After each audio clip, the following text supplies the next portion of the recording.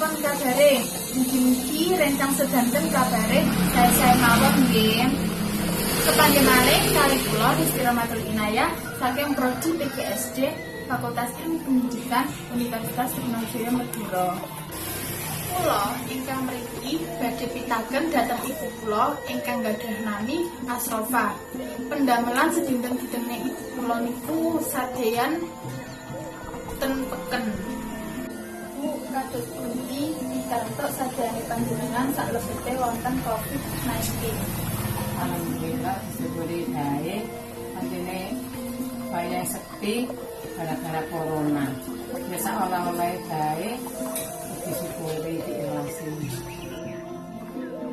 Bedane sadayan ingkang sakmenika kaliyan ingkang riyen kados pundi Bu?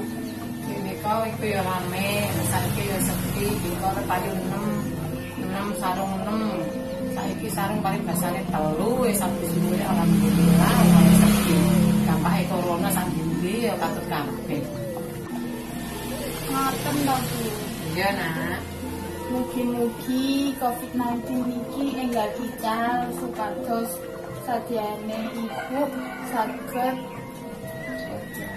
lancar malih kados rumiyin. Amin. Ngamantenan.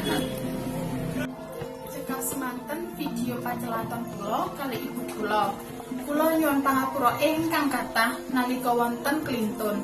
Ampun kesupen like, comment, dan subscribe. Oke. Yeay! Warahmatullahi wabarakatuh.